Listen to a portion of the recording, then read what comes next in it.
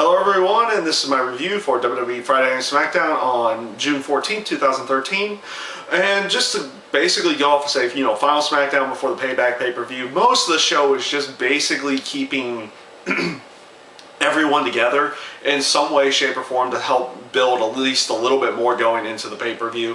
Definitely like the beginning segment with Daniel Bryan, Kane, Randy Orton, and then of course the Shield getting involved. Of course you have Daniel Bryan, Kane, and Orton just continually arguing, and of course you have Shield saying everything was going to be the same as it always was because they had the six-man tag later that night. We'll talk about that at the end. At the end there. So that opening segment was actually quite good. You had a good match with Alberto Del Rio, Chris Jericho versus Big E, Langston, and Dolph Ziggler. Obviously, they were just kind of looking for somebody to put Jericho with because obviously he didn't. Because obviously CM Punk wasn't there yet. Won't be in there until Sunday. So you had to at least keep Jericho relevant in some way. So that was a decent match there, and a pretty good interview afterwards as well with Chris Jericho talking about his match with CM Punk, and of course Paul Heyman interjecting himself into that was a nice little touch to it as well.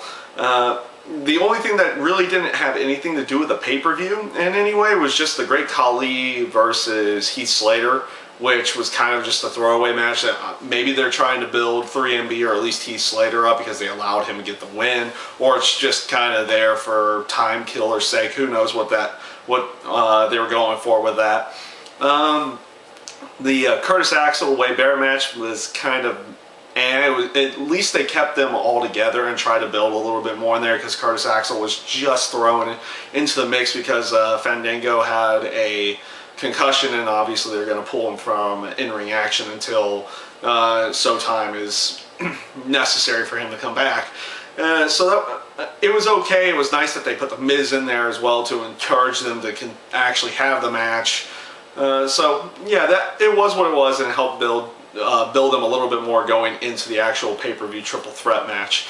But the main focal point that I wanted to talk about was the match with Daniel Bryan, Kane, and Randy Orton versus the Shield, another six-man tag. We've been seeing this type of match for quite some time, and obviously they went the different route this time. They went the route of having Shield actually lose the match for the first time in a inside of a six-man, as in the terms of losing by either pinfall or submission.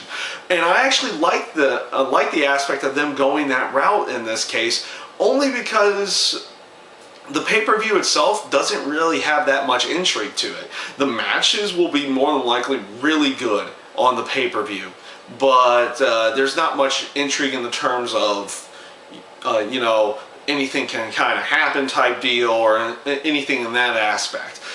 So having the Shield actually lose one of their six-man tag matches was, I think, a good idea because it builds a little bit of intrigue for those two matches right there with Kane and Dean Ambrose for the U.S. title, and the tag titles being on the line with Seth Rollins, Roman Reigns versus Randy Orton and Daniel Bryan. So I thought that was a good aspect to finally have the Shield have that bit of vulnerability. They actually lost a six-man tag match. It gives a little bit of intrigue, maybe a few more people end up buying the pay-per-view. At least that's what they're going for in that sense. And all in all, I think it came off really good, and it was again another great match with them. And of course, it just finally happened that Kane, Daniel Bryan, and Randy Orton finally break through. Shield showing a little bit of vulnerability before going into the pay-per-view.